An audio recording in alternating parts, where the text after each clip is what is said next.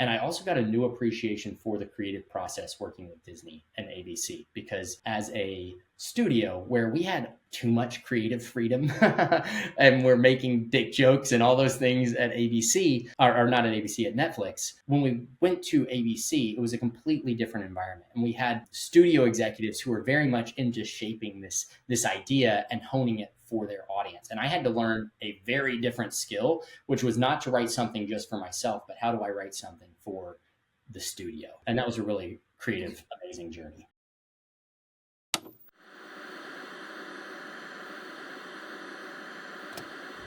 Is that much of it? That's not much of a change for you, right? My name is Kerry Kite. I used to load bombs in the Air Force, and now I'm a writer, a filmmaker, and an entrepreneur. Through using the post 9/11 GI Bill to go to college, working hourly jobs to pay the bills, and freelancing my way into a career, I've studied what it takes to successfully transition from service to civilian, and that study has become a conversation. On this podcast, I speak to other veterans, successful artists and entrepreneurs about their transition, what they did well, where they failed, what they learned, and most importantly, how they applied their skills. Episode 158 features the return of Daril Fannin for part 2. Army veteran, cult survivor, TV and film executive. Welcome. This is Veteran Made. Our merch store is live at store.veteranmadeproductions.com. Grab hats, t-shirts, and hoodies in both performance and tri-blend cotton fabrics. Use code VM-5OFF for 5% off your purchase. Veteran Made is also sponsored by GoPills, a military-grade nootropic that contributes to brain health over time. Use code VM15 at checkout for 15% off. I get my collagen protein from Bubs Naturals, where you can use code VETERANMADE, all one word, at checkout for 20% off your order. We're also proud to partner with True Made Foods, which makes condiments free from added sugar and sweetened with real foods. Use code VET at checkout for 15% off. We love socks in this house. I get my wife new socks every Christmas. More importantly, we love American-grown and made socks. Use code VETERANMADE15 at rucksocks.com for 15% off. And lastly, I end my day with Rack Out from Bravo Actual to maintain quality sleep, resulting in a well-rested body and mind. Use code VETERANMADE with a space between the words at checkout for 15% off your order. Enjoy the episode. Cool. All right. Welcome back. Episode number 158. This is a part 2 from 157. Daril Fannin, welcome back to Veteran Made. Stoked to be here. So glad that I, ran my mouth so much that we get to have a second conversation. I know, man. I love it. We were getting like 2/3 of the way through that one. I'm like, shit.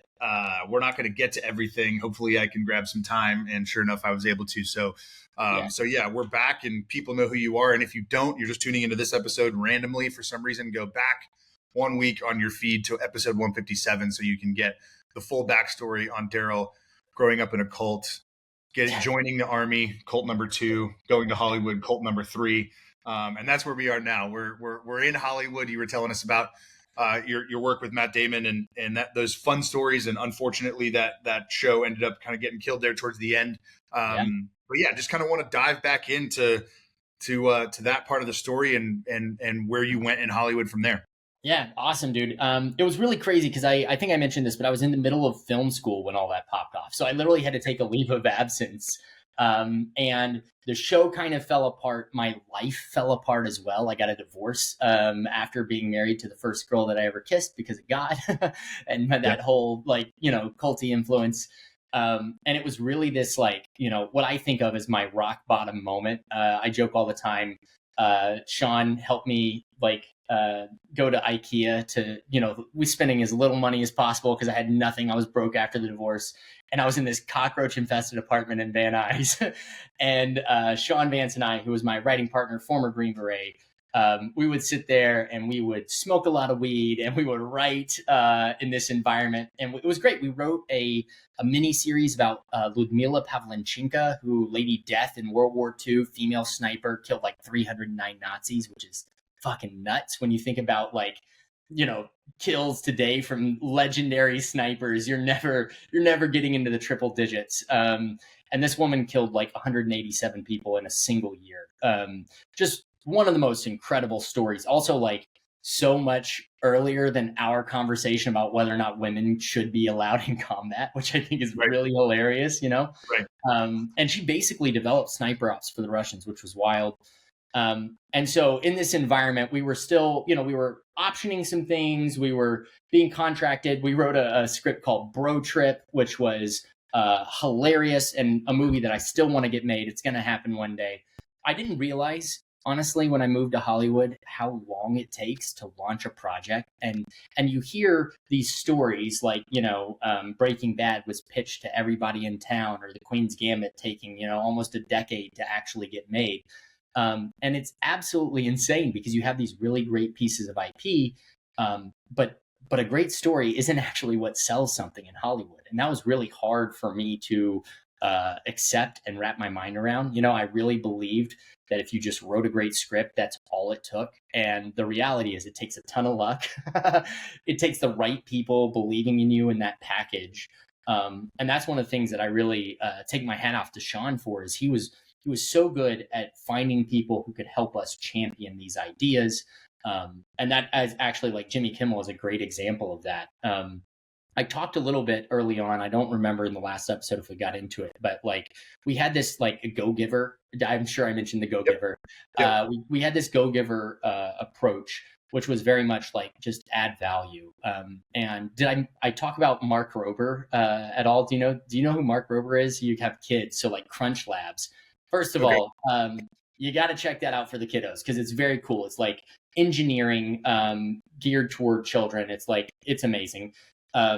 But Mark, he did these YouTube videos. Like his first one that went really viral, I think, was that he built a glitter bomb. So people were stealing his packages and he was just pissed off about it. So he built a bomb and rugged it with cameras so that the guy took the thing, and when it got a certain distance away from his house, it would trigger and pop the car full of glitter. It was hilarious. And so anyway, he had this concept that he was taking out with Jimmy Kimmel that eventually became Revengineers. And I just remember I got a phone call from Sean at like 8 p.m. And I'm like in my cockroach infested apartment. Maybe it was a little bit before then, actually. I might have still been in Beverly Hills at the time. I was living in this unrenovated apartment right at Rodeo. So like Camden and Wilshire, which is like the most bougie part of Beverly Hills. It's right in the financial district, literally a street over from Rodeo. And it was like, it was like a Beamer and a Rolls Royce, and then my Toyota Corolla, to put it in perspective. Yeah. But I got this call from Sean. He was like, "Hey, we've got to go help Mark. He and Jimmy are pitching the show to Netflix tomorrow, and they need a deck." And so they had this show idea, but they didn't have any materials. And I showed up in Mark's hotel and just worked until like midnight or 2 a.m., something like that. And then Sean and I passed it off. I passed it off to him. He worked until the rest of the morning, and we had something finished. And we were just like trying to add value and come up with ways that we could help people. And Jimmy, he really loved this joke in Green Beret's Guide. It was a dick joke. It's like this basically, they break the fourth wall and say, like, because they're talking about the size of this dude's schlong, as one does. They're doing an inspection to Military make sure yeah, exactly. They're doing an inspection to make sure that this dude hadn't been bit by a zombie. And they notice, this got, this penis has length, width, girth, personality, and Sean breaks the fourth wall and goes, "This isn't part of the show. This is the biggest dick I've ever seen." And Jimmy thought that was hilarious. And so, like, fast forward all these years, Sean, his family is so amazing. This is like a lovely Christian family in Texas that are just full of love and hope and all the things that the Christianity that I grew up in was not,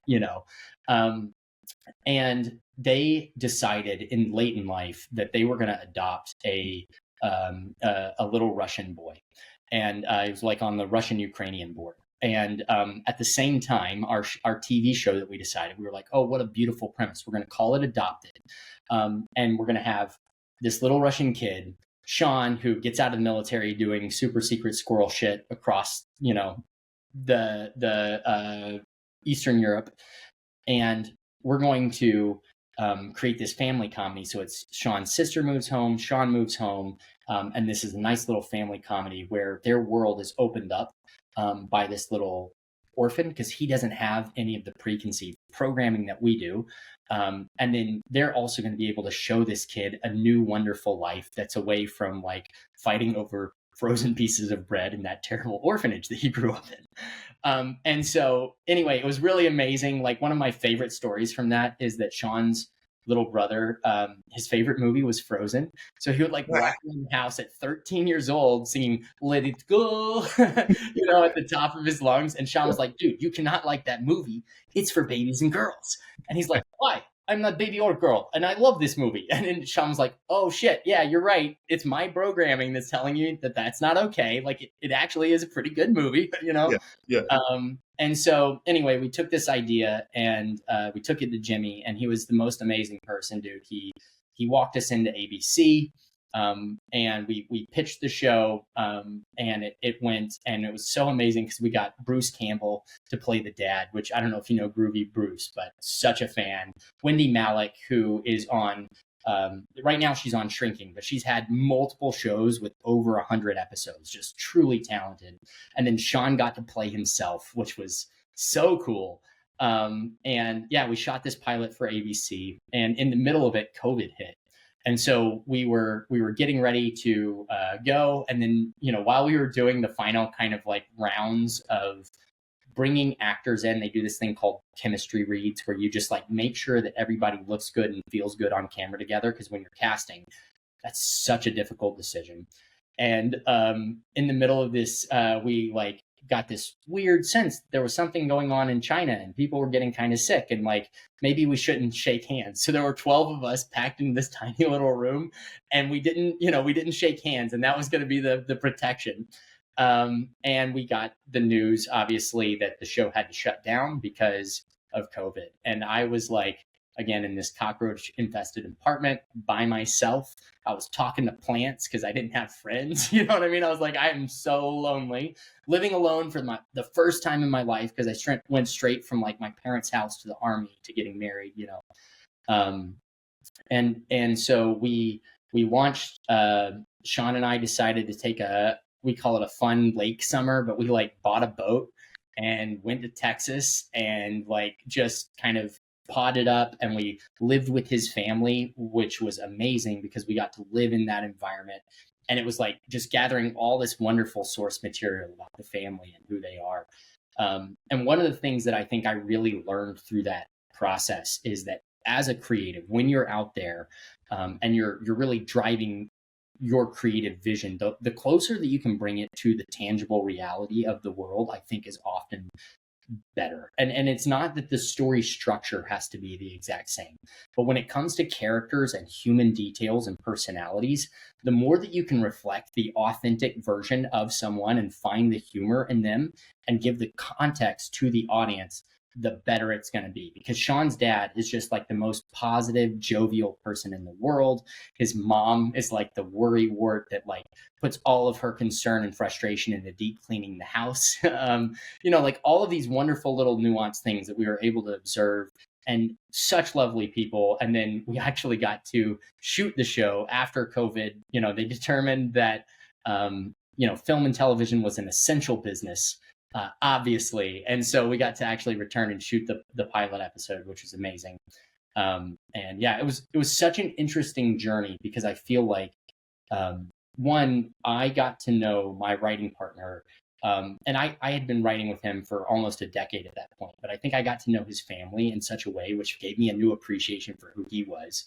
And I also got a new appreciation for the creative process working with Disney and ABC, because as a studio where we had like too much creative freedom and we're making dick jokes and all those things at ABC, or not at ABC, at Netflix.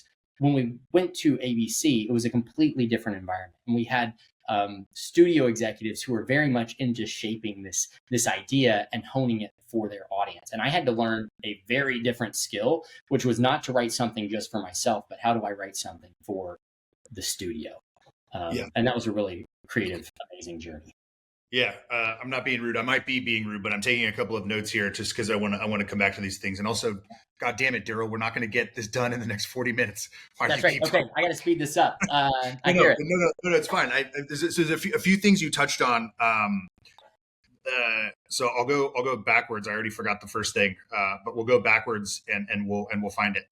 So that idea of creative constraints, right? Like I learned that in advertising, right? I came from, film school, indie film world, wrote my own screenplays, shorts, right? Produced them, directed them. Like you kind of get to do your own thing. Yes, you're collaborative with the crew, but at the end of the day, you're kind of doing whatever you want to do to put it on the festival circuit to like, basically, throw tomatoes at a wall and kind of see what sticks. Exactly. When I got to advertising and working for a client from a brief, I was like, oh, there's so much freedom in the discipline that comes along with a brief, because that constraint, that sandbox that you're playing in tells you where you can't go. But as long as you're within that sandbox, you can actually play as much as you want. You can build up. You might not be building out, right? Exactly. And so for you, like going from Netflix, where they gave you so much creative freedom, to ABC, where they're, the cynical way to look at it would be like, oh, execs, clients like coming in and screwing our shit up. But in reality, they know what they need. They know what they need to sell. They know what they need to take to air. They know how this thing works. And so how like dive a little deeper on that concept of going from total freedom to the freedom that comes along with the discipline of having some constraints. Absolutely. And I love the playing in the sandbox and knowing your left and right limits. Like truly, that is the most amazing thing. I think part of the reason that some of these indie films like Napoleon Dynamite just stand out and make such a splash in the world, and you're like, this is a nothing budget. It's so weird, but they have the constraints. And I think on Green Beret's Guide, we had like almost $1 million an episode, so it's not like that constraint. But those are some constraints in the grand scheme of an apocalypse show about the end of the world. Yeah. That's like a pretty tight budget. But I think on ABC, what was really interesting is I found, I was writing a show that I would love, but what I constantly kept reframing, and the notes that came in were very, clear, is that we were making this for ABC's demographic, which is, not a 32-year-old man primarily. And so what it was cool is I got to reframe and say, okay, what if I'm making a show for my mom? Like how do I do that? And so some of the jokes would be rounded in the edges. We found that like the humor had to be broadened a lot, because where I hadn't really written a lot of broad comedy, and who was actually the king at this is Jimmy. Like nobody's notes, I think, cut through the noise like Jimmy's notes. And it was always it was like a blessing and a curse, because on one hand he's like, be funnier, and you're like, oh shit, ouch. But the reality is he did it from the best intentions, and you knew exactly what he wanted out of it. Well, if he's giving you a note that says be funnier, it means that there's comedy there and there is something that could work. If it didn't work, he'd say, remove this, get rid of this. But saying be funnier is actually a great note to say, okay, well, where do I lean in here? And like, what is it that I'm building on? Yeah, exactly. And what was interesting is we did very much like Abbott Elementary. We did this kind of documentary framing around the family, which was fun. And we got these wonderful asides. And what we found was we were able to make a lot of the same jokes. We just took it away from the military, vet TV, NC-17 space. And because Sean obviously is a Green Beret, that was a big part of the identity. And we got to bring it into something. And it was very much, I think I mentioned this, but it felt like I was writing for my mom. And then the other thing that I really love that they helped us do is that they helped us find like some broad humor that I would not have expected, some visual gags. For instance, there was this moment where, at the climax of the episode, little David runs out because he's so upset, and he runs away, and Sean's trying to find him. And the family's going to go look, and Bruce Campbell is going to grab all the dogs and, try and get them on their scent, which is kind of funny. But they had this tiny little dog, and they put him on a harness on the front of like a baby harness. And they set him in there. And at first I was like, I'm not sure if this is going to be funny. This is a little whack. But dude, on camera, it worked so freaking well. It was absolutely absurd. When speaking to the leaning into the realities of who people were, Sean's sister struggled with a lot of health issues when she was younger. And so part of the character that we created for Sean's sister was like leaning into that. And there was this monologue. She was like, I've got 14 diseases and disorders, Epstein's anomaly, Parkinson White syndrome. She just goes through this whole list. And it was really funny, and it just worked because we were able to bring those things in. And I think I was very proud of the team at ABC who championed us, like, Aaron Wernberg and Zach. Like, you guys they loved our creative. They fought for us to have what we could have. Like they really did everything that they could to make this an incredible show. And we ended up getting one of the most incredible directors, Mark Buckland, who, Emmy winning for My Name is Earl. Like this dude is hilarious and amazing. And I remember just sitting on set at one point, like Bruce Campbell is over there getting ready with the harness, and Mark is setting up this gag. And I felt really lucky because, you never get this opportunity. It is literally a fraction of a percent of the writers out there. And then somehow I found myself in this space. And I think, there are moments where I think I didn't have the right attitude, which you pointed out, which is that these are left and right limits and you can be as creative as possible. There were moments where I was like holding to my old idea and what I thought it would be. And I think I learned a lot through that process about how to find the compromise that doesn't feel like a compromise, because it's not a subpar product. It's just for a different audience. Yeah. I mean, so these are the ideas, right? So like talking about like writing what you know, especially for the veteran creative audience, right? Like people who are, whether they're poets or whether they're novelists or short story writers or essayists or screenwriters or whatever. This idea that we all learned in English class, probably from English teachers, those of us that went to public school, right, kind of had that like write what you know. Yeah. And that's good, and I think good and well intentioned, and it's a great place to start. But it gets really difficult because if you're writing what you know, whether it's for yourself and your own perspective, or as you were talking about the kind of realities of who your characters are and who they might be based on, that can become a constraint that's too tight because you're like, well, this thing didn't happen exactly this way in this order in this setting, so therefore I can't have fun with it. It's like, no, you actually need to take the elements that you need for the story and then rejigger everything else to make that element work. The story, the character, right? Yeah. Like who they are, why they are the way that they are, and kind of what is happening, rather than just like, oh, well, it didn't happen in this order. And this thing didn't exactly happen to me. I didn't go on these missions. And so therefore like that character can't, it's like, no, write what you know, but like maybe move the left and right limits out a little bit farther for yourself.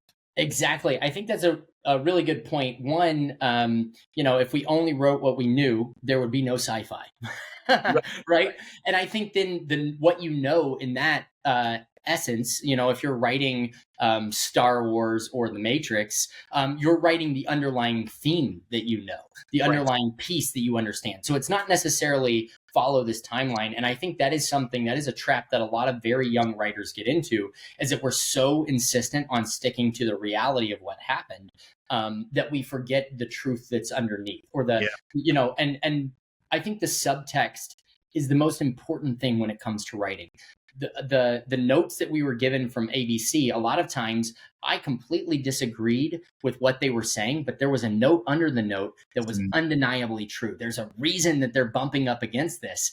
And as a creative, a lot of times you can be very precious about what you're building and writing, and you have this idea of what it has to be, and then someone gives you a note that you feel like undermines it all, and instead of going, oh, you know what, there's a reason that they're sticking, there's something that's not working, your ego gets in the way and you're like, nah, it's fine, it's perfect exactly like it is. So I think being willing to find that truth that and I think a lot of times there are certain things that we really need. And this is the beauty of art, is that it's finding the structure and the form and then breaking that in very unique ways with intention that really make it work. And Quentin Tarantino is the perfect example of this.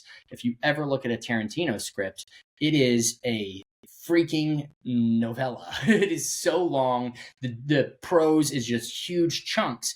And yet for every screenwriter ever, one of the first things that you learn is that it's all about the economy of language. And I think, obviously, every artist has their own unique expression.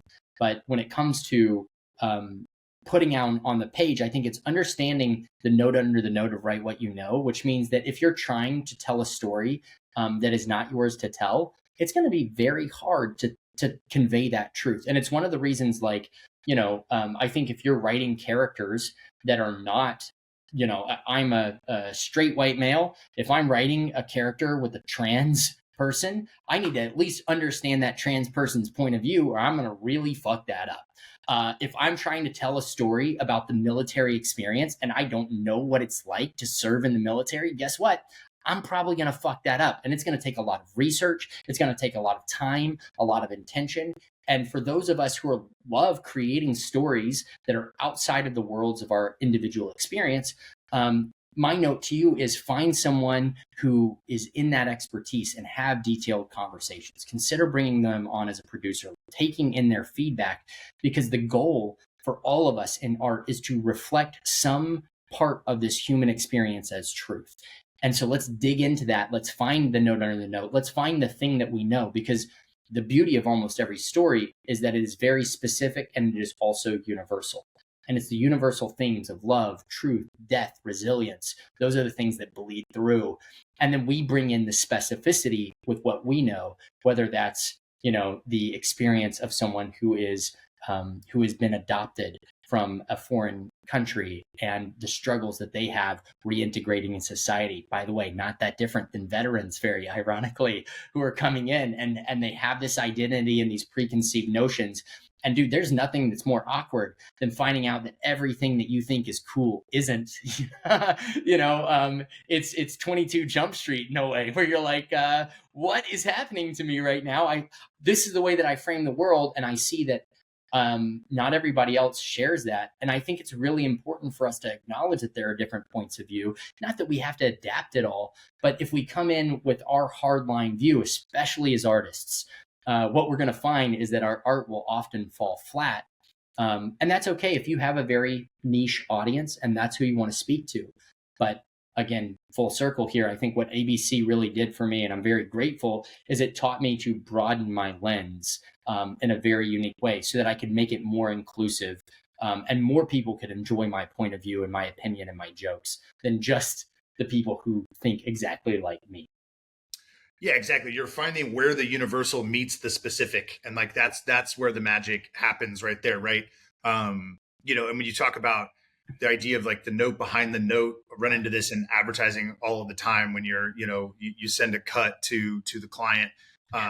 Their solution might not be correct, and in all likelihood probably isn't going to work, but their diagnosis is in all likelihood correct. Especially if more than one person, right? It's always funny when you get, the same timestamp on a 30-second, spot has, 7 different solutions, but they're all in that same, 1 to 3 second mark where you're like, okay, something here isn't working. Here's 7 really bad solutions. I could dispense with those ones and then focus on how to make that one work. It's not personal, right? It's back to the note that Jimmy gave you. It's not that it's not funny. Make it funnier. Right. Yeah.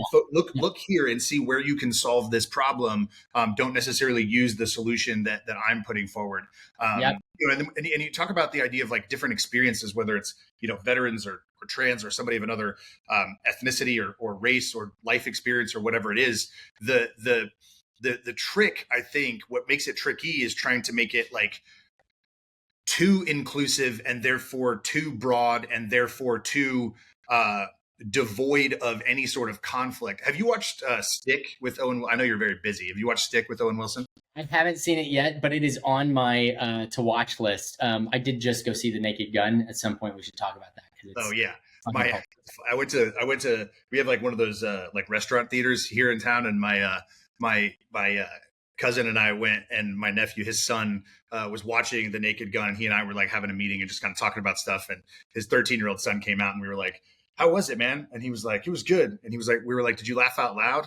And he's a 13-year-old boy, and he was like, "I mean, I tried really hard not to laugh out loud, but some of the other kids and some of the other grown men were laughing out loud pretty hard." And I was like, "Oh, I remember what it was like to be 13, to just be like, oh, this is funny, but I don't want like people to know that I think it's funny." I'm not gonna give it up. yeah. But Stick is great because there's a non-binary character in it, and when that character gets introduced, my wife and I were watching it. She played golf, college golf. Like, we're big golf fans. We love comedy, right? So just kind of all the worlds met. We're like, yeah, let's watch the show. And so we're watching it, and it's great. And this character shows up, and we're like, okay, cool. Like, all right, where's this going? Like, what's going on here? And then like an episode or two into this person's inclusion in the story, like my wife is like, I can't tell if the showrunner is super woke or like super conservative. And I was like, yeah, that's great, because that Yeah. means that this character is a human person with Mhm. like flaws and weird things and funny things, things I don't understand, things I do understand. And you kind of get through the whole show. And I was like, that's actually the first time I've ever seen like humanity for that community just like put onto camera in a way that's just like, here's a person, and it did not feel like it was ideological either way. And it Yeah. was kind of tricky to decide who this, so it's like, it's, I don't know, it was awesome and extremely well done. I love that. I think that it's really interesting because, obviously in Hollywood, there's a lot of conversation about representation. And Yeah. I think that a lot of times, listen, if you have a movie that has a message and a theme and a purpose and it's around identity, great. Sure. Veterans, you can have that. But I love when there's a guy in a movie who's a veteran, that it's not tied to the plot. It's just a thing. It's just part of their human experience. It's just who they are. And that's the kind of thing that I think when you find that authenticity, it just really drives home. And speaking of golf, just to tie it back to Green Berets Guide really quickly, Adam Nowacek, who amazing director, his brother Kyle actually just directed Happy Gilmore too. So it's out now on Netflix. I haven't seen it yet. It's on my to watch list. I cannot wait. I have nothing to do this weekend, so literally tomorrow I'm just gonna watch some TV, and definitely Happy Gilmore 2 is going to be on that list. Yeah, we haven't watched that one yet. We're still catching up on Ted Lasso because we realized for some reason we never watched the third season. So we're finishing. Yeah, dude, it's amazing. I think golf is on a huge upswing right now. Adam's actually working on a golf series as well, which is amazing. I love that Sean sent it to me. We're gonna watch that too. Yes, dude, that's awesome, amazing. I love that. And you know what? You were talking earlier about the collaborative process, and I think this is a great way for me to kind of segue into KINO. Let's do it. But we have one of the things that we built was this secure technology that allows for collaboration. So piracy is a huge issue in independent film. Literally 1 out of 10 movies are pirated in the indie space, which if you're a big studio and a movie gets pirated, that's a big problem. And the industry as a whole loses about $40 to $90 billion a year, which is an insane amount of money to piracy. But for an independent filmmaker, what happens oftentimes is, I got a buddy of mine who just, scraped together $350,000 to make this feature. And then they go forward, they make it, they shoot it. They don't really have a marketing plan. And then when that thing gets leaked, what happens is it absolutely kills their chance of getting distribution.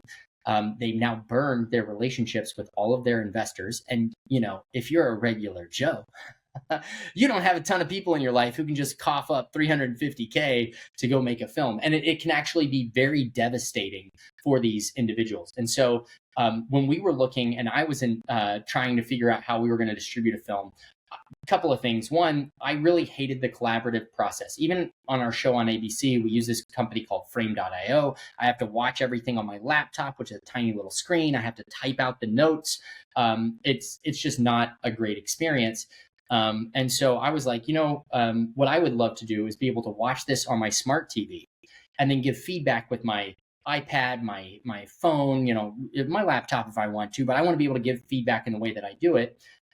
Voice notes if you're that kind of person. And then I want to be able to have it timestamp so that we can see. And so now we use our product Screen Key, which is like for filmmakers who want to share their films securely and also have collaborative review and feedback. Now I send out for The Undertone, which is our film that, by the way, I don't know if I mentioned this, premiered at Fantasia. We had a ton of really positive feedback from that. And so we were able to watch this, and I was able to sit back on my couch, watch the movie. It's creepy as hell. It's this like oral horror experience. It's about a podcast. And so like, if you watch this movie, if you can see it in theaters, go see it in theaters. But if you're watching it at home, surround sound or put on headphones because it is so freaking creepy. But the idea was that we were able to sit down and watch it, and we were all able to leave our feedback and notes. And then on the back end, the editor got this beautiful edit list with timestamp feedback where he could see all of these comments. And the coolest part is that if you're going to get feedback, especially if you're doing like market testing, where you need like 1,000 people's opinions, or you're trying to understand what different demographics, different regions of the country or the world think, it's really hard to digest 10,000, 100,000 data points, but you can actually use AI to scan all of this, summarize it, and then give you a feedback point. And it's exactly like an executive where it may not diagnose the problem. That's not the goal, but you can at least see where the problem areas are. And so what we developed was this ability to do like emoji reactions. So you're watching it, you can figure out where people are laughing, where they're scared, where they're angry, or where they're frustrated.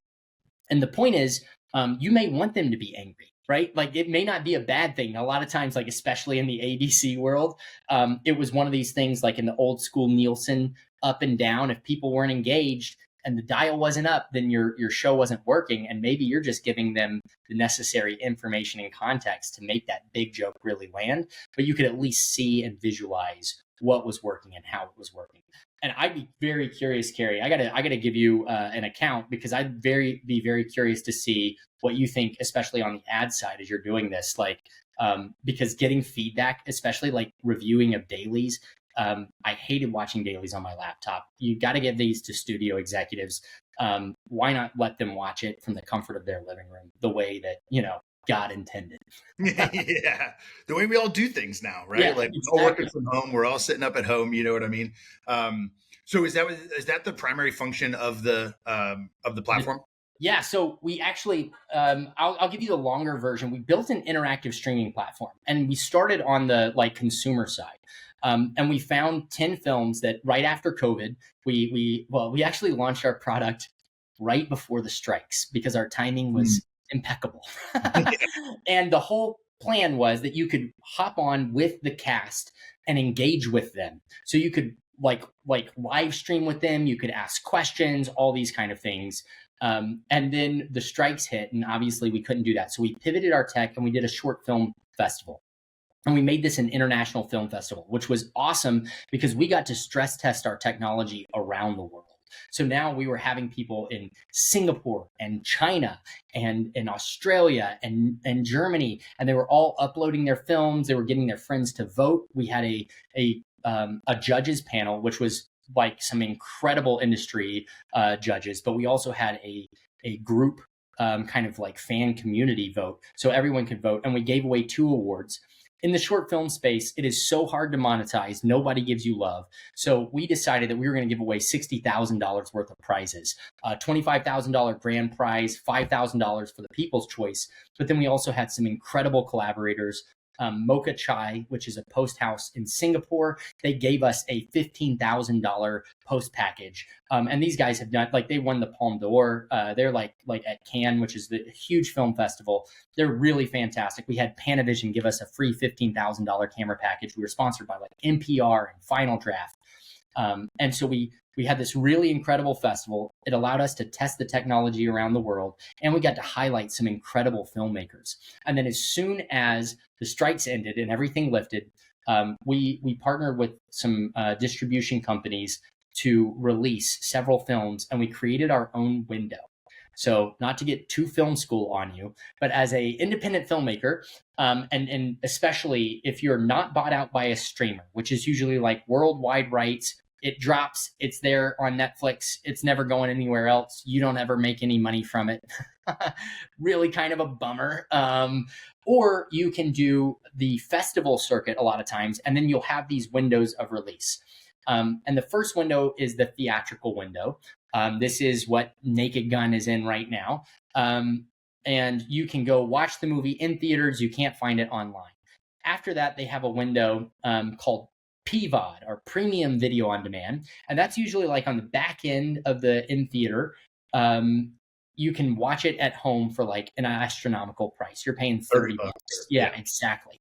And what's really crazy is that in the movie theater, as an independent filmmaker, you make 30 cents on the dollar on average for that ticket. And that comes after your marketing expenses.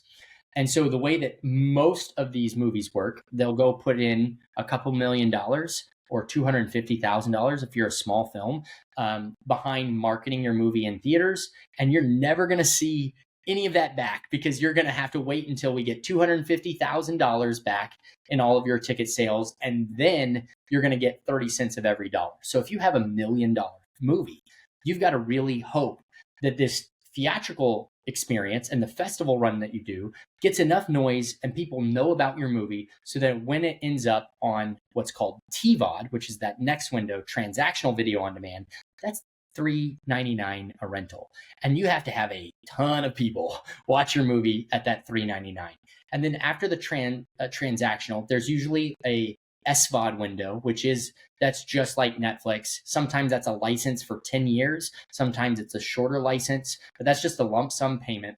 And then it finally ends up on what's called AVOD, or advertising video on demand. That's Tubi. You can watch it for free, but the filmmaker is getting a fraction of a penny per view. So you literally need millions of people to watch it just to make $5 views. It's really depressing. And so anyway, this is a very complex kind of ecosystem. And we realized, what we can do is we can create a live experience where fans can interact with the movie before it goes on Amazon and Apple for $3.99. We can sell a ticket for 10 to 15, $12, something like that. And we can let fans actually interact with the cast and crew. They can ask questions. We can do a live stream. We can give away props from the movie. And all of this to drive a bunch of attention and sell a bunch of tickets. And the goal is that we make money on the film in our window and we're profitable, but also we have millions of impressions online to kind of help along with that theatrical run so that when it's available for $3.99, Carrie, you and your wife might rent the movie and watch it at home or, with the kids or whatever. Yeah. So I'm actually curious. So how do you balance or integrate creativity and business here, right? So you're somebody who got into the industry for the love of the story, for the love of film. We talked about the boot camp that you went through last week. And then, we've spent the bulk of our time talking about creating and writing and collaborating and producing, working with directors and actors and like all these different things. And then now you're on the business side, producing a lot, but then also, starting this organization and running this organization. Like for you, like where do you sit personally, emotionally for yourself? How do you integrate all of that, the creativity and the business? Yeah, I think I'm creative just in a different way. The truth is that since I put on that CEO hat, I have not been able to write and do all of those things that I very much miss. There's a part of me that feels like I don't get to do that. However, I am writing all the time and I'm telling stories all the time. It's just now instead of pitching, this great idea that I have about a demon that gets loose on a combat outpost in Afghanistan, I'm now telling the story of KINO and this fight to make this whole industry that is collapsing more efficient and through that efficiency more equitable. I'm telling my investors' hero's journey. Like truly, it's amazing how similar the pitch is. And I'm talking about how they're going to empower us to save film and TV and help, cut out all of this piracy and how we can create this opportunity to take film away from being this passive, boring, static thing into something that is interactive and live and unique and new. And I think with the dawn of AI, there's a lot of focus on generative AI. But I actually think that the way we tell and absorb stories is going to be transformed in ways that we cannot even begin to imagine. And I think there will always be a place for the cinematic film experience, but it is going to evolve. And I look at companies that are doing incredible things like creating worlds in which characters can improvise in real time and have this, and so when you think about launching a movie now, you're not just launching Star Wars the film, you're launching Star Wars the film and the interactive world in which you can become a character and you can interact and you can shape the story. And it's this wonderful blending of game and film and television.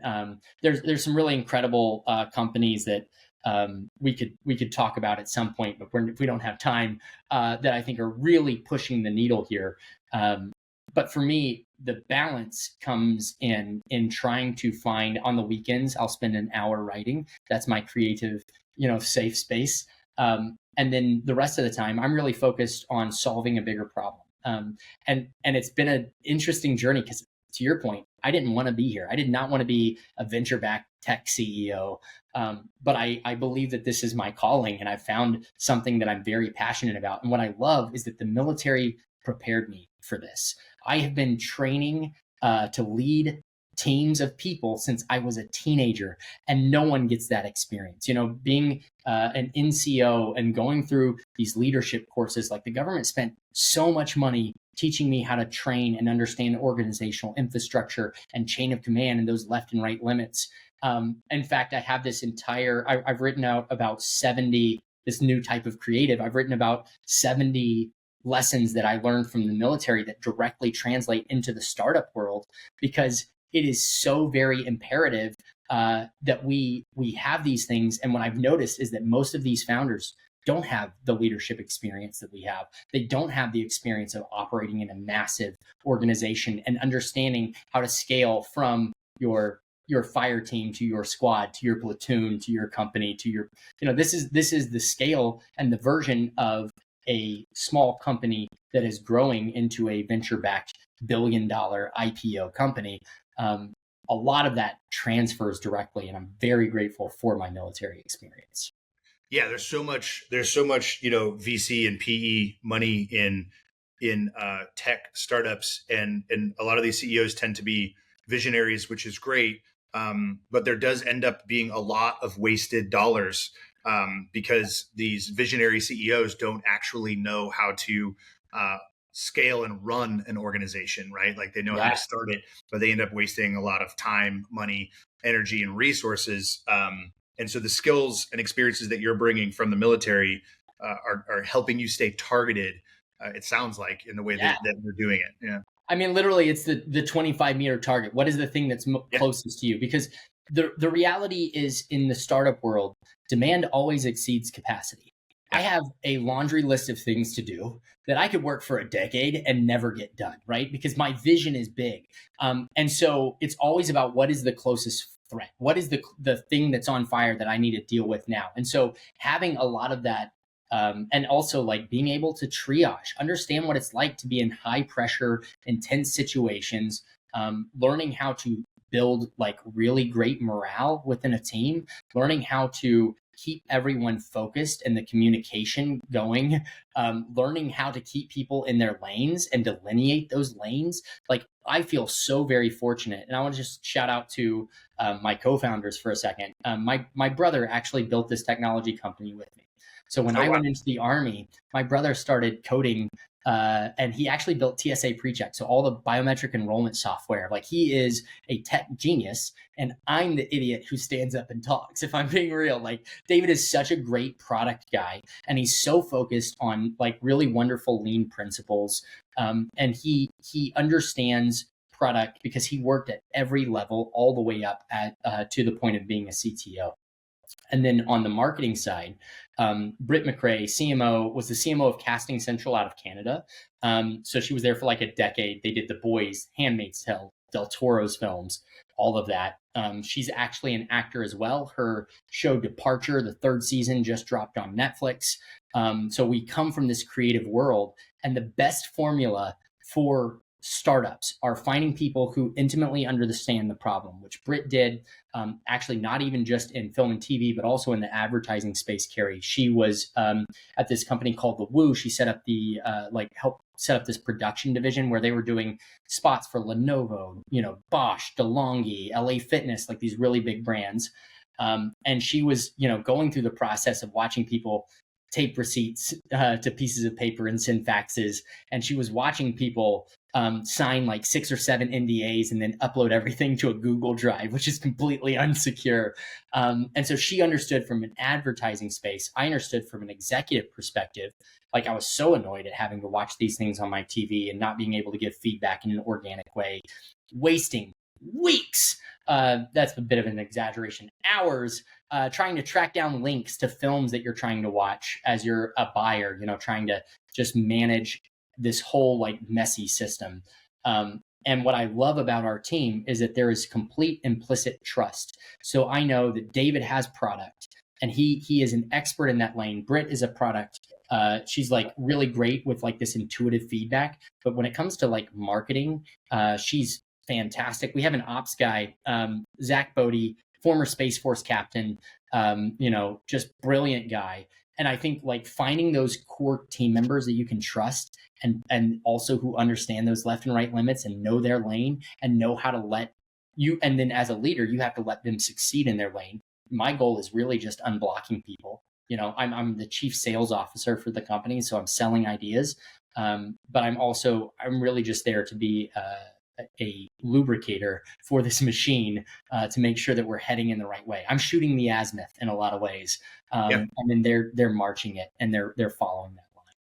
Yeah, you assemble the Avengers, right? Like there's a reason that bringing it back to film and creativity and IP and stories, right? Like there's a reason that that these like teams of superheroes exist, right? It's because we probably have this kind of dark desire to be that lone wolf, Batman, like, Dark Knight detective. But like in reality, the most compelling stories are the ones where all these teams come together and succeed, right? Yeah.